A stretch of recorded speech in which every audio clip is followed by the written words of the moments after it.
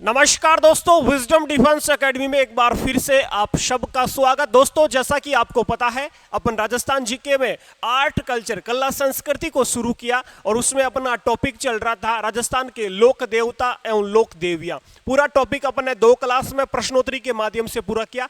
आज अपन स्पेशली पाबूजी लोक देवता पाबूजी पंचपीर में शामिल अपने पाबूजी राठौड़ के बारे में स्पेशली अपन पूरी डिटेल में बात करेंगे। मैं कहानी के माध्यम से आपको बताऊंगा पूरा डिटेल में, जन्म से लेकर पाबूजी के मंदिर कहां पर है, कौन सी जाति ने आराध्य देवी मानती है और वीर गति को प्राप्त होने का कारण क्या था पाबूजी महाराज का, पूरा अपन डिटेल में जानेंगे। अपन जो 4 फेरे लेते हैं शादी में, इसका रीजन क्या है, इसके बारे में भी इसी क्लास में जानने वाले हैं। शुरू करते हैं आज की क्लास पाबूजी लोक देवता पाबूजी को समर्पित। जल्दी से अपने जो भी दोस्त हैं उनके साथ शेयर कर दीजिए और एक बार बता दीजिए आवाज प्रॉपर आ रही है आपको या नहीं।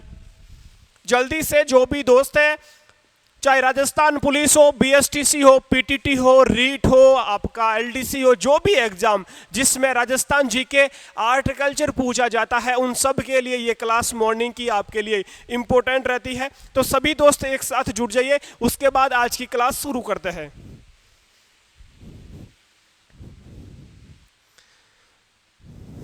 पाबूजी राठौड़, पाबूजी वंश इनका राठौड़ है, याद रखना। जन्म दोस्तों इनका कोलूमंड फलोदी में इनका जन्म होता है 1239 ईस्वी में। पाबूजी महाराज के बारे में ऐसा कहा जाता है कि भाई, पहले मैं थोड़ी स्टोरी बता देता हूं या फिर पहले अपन डिटेल में पढ़ लेते हैं। चलो पहले स्टोरी बताता हूं। पाबूजी महाराज का जन्म जैसा कि आपको पता है कोलूमंड फलोदी में होता है। इनके पिता का नाम दोस्तों दांदलजी राठौड़ और माता का नाम कमल दे या कमला दे भी कभी कभी लिखा आ सकता है। और इनकी जो पत्नी है, पत्नी का नाम फूलम दे या शुपियार दे, फूलम दे या शुपियार दे। अमरकोट के महाराजा सूरजमल सोडा, क्या भाई, अमरकोट के महाराजा सूरजमल सोडा की पत्नी थी शुपियार दे। याद रखना है आपको, सूरजमल सोडा की पुत्री थी शुपियार दे और शुपियार दे के संग इनकी शादी तय हो जाती है, इनकी सगाई हो जाती है और इनको ये शादी के लिए जाते हैं। तो इनके गांव में एक देवल चारण नामक जो है नाम की एक महिला रहती थी, वो गाय चराती थी। उसके पास एक घोड़ी थी केसर कालमी। तो उन्होंने कहा, भाई आप शादी के लिए जा रहे हो तो आप मेरी घोड़ी ले जा सकते हो। शादी के लिए घोड़ी पर बैठ के दूल्हा जाता है तो आप जो है घोड़ी ले जा सकते हो, लेकिन एक प्रॉमिस करो मेरे से कि जब भी मेरे को फ्यूचर में कोई प्रॉब्लम आएगी तो आप मेरी हेल्प करने के लिए जरूर आओगे। चाहे आप कैसी भी कंडीशन में क्यों ना हो, मुझे हेल्प चाहिए तो आपको आना पड़ेगा। पाबूजी महाराज कहते हैं, डन, प्रॉमिस, मैं जैसे भी जहां पर भी रहूंगा, यदि आपको कोई प्रॉब्लम, आपके ऊपर कोई सती आएगी तो मैं जरूर आपके सामने उपस्थित रहूंगा। ठीक है, तो इस प्रकार का प्रॉमिस करके पाबूजी महाराज जाते हैं शादी के लिए सुपियार दे के संग। और वहां पर इनके फेरे चल रहे हैं, 3 फेरे हो गए, 4था फेरा चल रहा था, आधा फेरा यानी कि कहा जाता है 3.5 फेरे।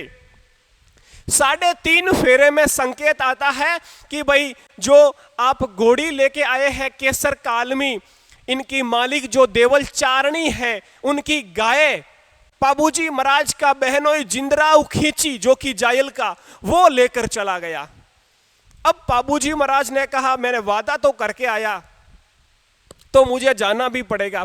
तो उन्होंने ऐसा नहीं सोचा कि 3.5 फेरे चल रहे हैं और पूरा फेरा करके जाऊं, यानी 4 फेरे पूरे ले लूं।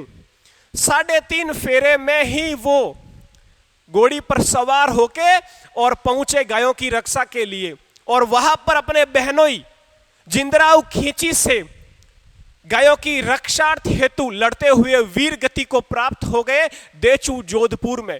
ये आपको याद रखना है, ठीक है। तो वहां से एक परंपरा चली आई कि भाई 3.5 फेरे लेना थोड़ा एक अशुभ माना जाता है, तो हमने 4 फेरे लेने शुरू कर दिए और आज तक अपन कितने फेरे लेते हैं? 4 फेरे। ठीक है भाई लोगों, तो वहां से ये परंपरा चली आ रही है। ये भी आपको जनरल नॉलेज के रूप में साथ में याद रखना है। थोड़े और अपन फैक्ट जान लेते हैं बाबूजी महाराज के बारे में, जो कि आपके एग्जाम में पूछे जाते हैं। पहला याद रखना है, जन्म होता है इनका कोलूमंड फलोदी 1239 ईस्वी में।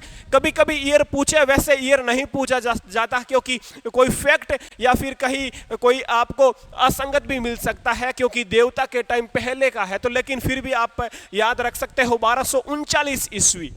पिता दांदल जी राठौड़, माता कमल दे, या फिर कभी कभी यहां पर आपको कमला दे भी लिखा आ सकता है, कमला दे। अगला है पत्नी, पत्नी फूलम दे या शुपियार दे। वंश कौन सा है? वंश दोस्तों राठौड़ है तो राठौड़ वंश हो जाएगा। और सवारी, कई बार लोक देवता की सवारी पूछी जाती है, नीली घोड़ी जैसे कि रामदेव जी की, तो यहां पर केसर कालमी घोड़ी हो जाएगी आपके बाबूजी महाराज की। अवतार लक्ष्मण का अवतार माना जाता है, जैसे कि रामदेव जी को कृष्ण भगवान का अवतार माना जाता है, तो बाबूजी को लक्ष्मण का अवतार माना जाता है। ये आपको याद रखना है। पहली स्लाइड पर जो जो डाटा मैंने यहां पर दिया सब आपको याद हो गया। जन्म कोलूमंड फलोदी में 1239 ईस्वी। पिता दांदल जी राठौड़, माता कमल दे या कमला दे, पत्नी फूलम दे शुपियार दे, वंश राठौड़, सवारी केसर कालमी घोड़ी, अवतार लक्ष्मण का अवतार माना जाता है। बाबूजी राठौड़ पंच पीर में शामिल है। ये आपको कल की क्लास में मैंने बता दिया। पंच पीर, जो 5 लोक देवता को पंच पीर में शामिल किया गया, तो बाबूजी राठौड़ भी अपने पंच पीर लोक देवता की श्रेणी में शामिल है। क्लियर है यहां तक? अगली स्लाइड पर देखते हैं बाबूजी राठौड़ के बारे में। और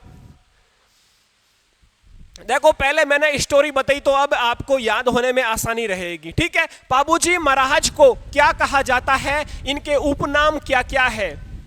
उपनाम, इनके उपनाम है प्लेग के देवता, दाढ़ फाड़ के देवता, ऊंटों का देवता के नाम से भी इनको जाना जाता है। प्लेग यानी कि प्लेग रक्षक के देवता। कभी कभी प्लेग रक्षक के देवता भी लिखा आ सकता है। प्लेग रक्षक के देवता, दड़फाड़ देवता, ऊंटों का देवता के नाम से भी जाना जाता है। अब यदि ऊंटों के देवता के नाम से भी जाना जाता है तो अपन कह सकते हैं राजस्थान अपने मारवाड़ में ऊंट लाने का श्रेय किसको दिया जाता है? बाबूजी महाराज को दिया जाता है। यह भी आपको याद रखना है, प्रश्न कई बार पूछा गया है। मारवाड़ में इन्हें सर्वप्रथम ऊंट लाने का श्रेय दिया जाता है। ऊंट चराने वाली जाति राइका, देवासी या रेबारी इन्हें अपना आराध्य देव मानती है। यह भी आपको याद रखना है।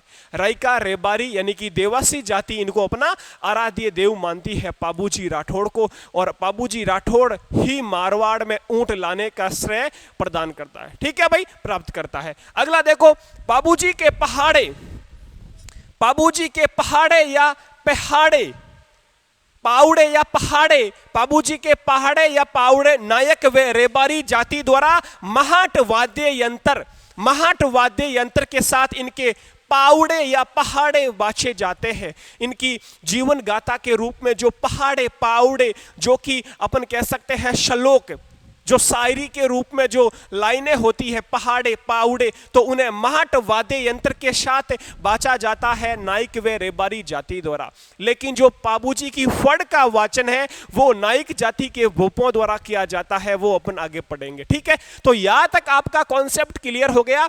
इनके उपनाम अपन ने पढ़ लिया। प्लेग रोग जो है उनके रक्षक के देवता के रूप में, दड़फाड़ देवता, ऊंटों के देवता के नाम से जाना जाता है। उसके बाद अपन ने पढ़ा कि मारवाड़ में ऊंट लाने का श्रेय बाबूजी महाराज को है, और बाबूजी के पहाड़े नाइक व रेबारी जाति द्वारा महाट वाद्य यंत्र के साथ बाचे जाते हैं। क्लियर है? आगे देख लीजिए क्या है।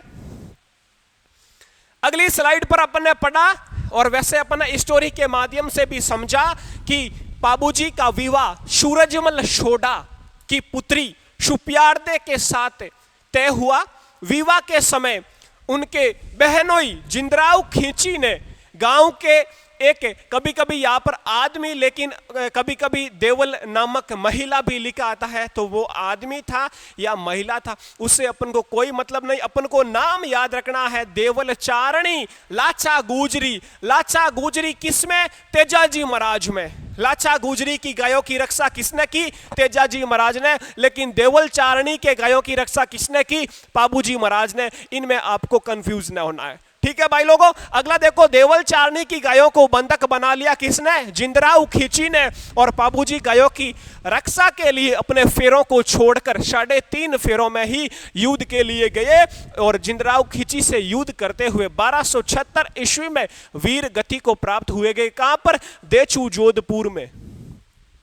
देचू जोधपुर में, ये आपको याद रखना। इस कारण पाबूजी के अनुयायी विवाह के अवसर पर 3.5 फेरे लेते, 3.5 फेरे लेते हैं। लेकिन 3.5 को थोड़ा अशुभ माना जाता है, तो अपन 4 फेरे लेते हैं।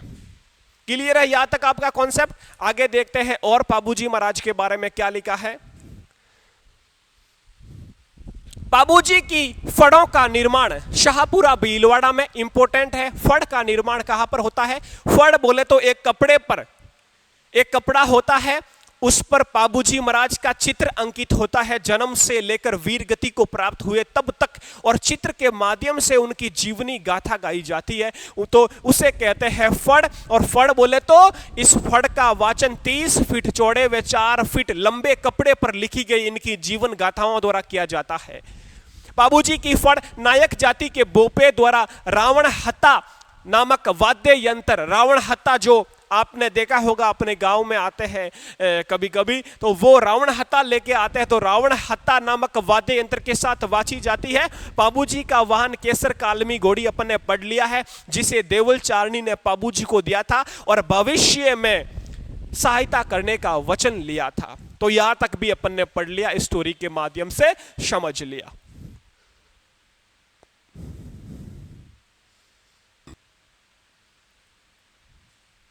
आगे देख लीजिए और क्या लिखा है। पाबूजी का प्रमुख मंदिर कोलूमंड गांव फलोदी में है। पाबूजी का जो मंदिर है कोलूमंड गांव फलोदी जोधपुर में है पाबूजी का मंदिर, और यहीं पर प्रतिवर्ष चैत्र अमावस्या को मेला लगता है। लोक देवता का मेला कई बार प्रश्न में पूछा जाता है कि मेला कब लगता है, तो चैत्र अमावस्या को पाबूजी महाराज का मेला लगता है। कब भाई? चैत्र अमावस्या को। मंदिर का है कोलूमंड फलोदी, कोलूमंड गांव फलोदी में। वीरगति को प्राप्त कहां हुए? देचू जोधपुर में वीरगति को प्राप्त हुए। एक पाबूजी पर पुस्तक भी है, एक लोक देवता पाबूजी महाराज पर पुस्तक है, पाबू प्रकाश। और पाबू प्रकाश के लेखक कौन है? आसिया मोडजी। पाबू प्रकाश पुस्तक के लेखक कौन है गुरु? आसिया मोडजी। याद रखे गए? तो यहां तक उम्मीद करता हूं आपको एक एक लाइन समझ में आई होगी, दिमाग में स्टोरी बता दी, उसके माध्यम से और आसान हो गया समझने में। कल क्या पढ़ेंगे? कल लोक देवता लेंगे कौन सी? अखरना लिया के चौधरी की लीलन सजगी जी, यानी कि तेजाजी महाराज के बारे में कल पूरी डिटेल में पढ़ने वाले हैं। उम्मीद करता हूं आज की क्लास पूरी समझ में आई होगी। एक बार थोड़ा सा क्विक रिवीजन देख लेते हैं। तो भाई क्विक रिवीजन में अपन ने शुरू में पढ़ा पाबूजी महाराज का जन्म कोलूमंड फलोदी 1239 ईस्वी में होता है। पिता का नाम दांदल जी राठौड़, माता कमला दे, पत्नी फूलम दे सुप्यार दे, वंश राठौड़, सवारी केसर कालमी घोड़ी, अवतार लक्ष्मण का पंचपीर में शामिल है।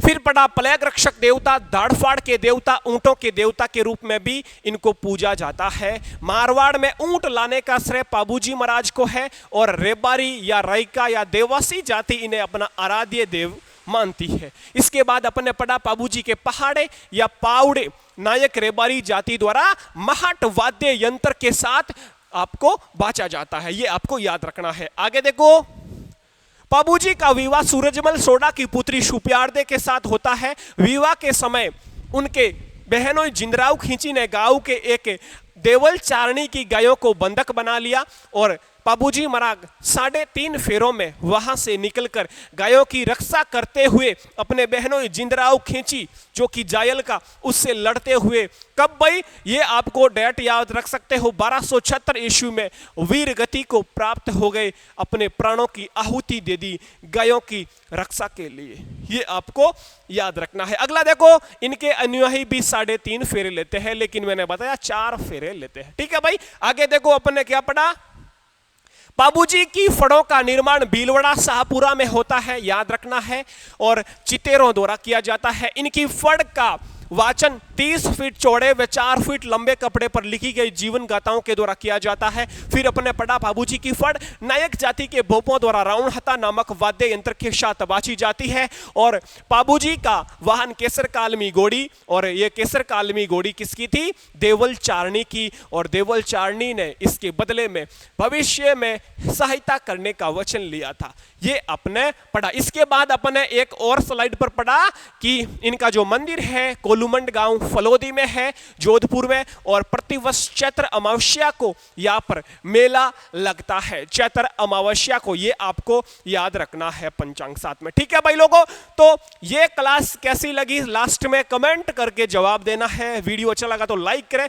विजडम डिफेंस एकेडमी पर पहली बार है तो सब्सक्राइब जरूर कर लेना। मैं आपका दोस्त सुरेंद्र ओशु, कल और फिर मिलेंगे लोक देवता के बारे में, और अपन अगला जो है टॉपिक शुरू करने, जैसे लोक देवता लोक देविया टॉपिक कंप्लीट हो गया प्रश्नों के माध्यम से, तो अपन अब सोच रहे हैं या तो वाद्य यंत्र ले लेंगे, राजस्थान के वाद्य यंत्र, या राजस्थान के लोक नृत्य लोक नाट्य ले लेंगे, दुर्ग किले, जो भी एक टॉपिक ले लेंगे और उसे कंप्लीट करेंगे। ठीक है, तो पहली बार हो तो सब्सक्राइब जरूर कर लेना। अपना ख्याल रखें।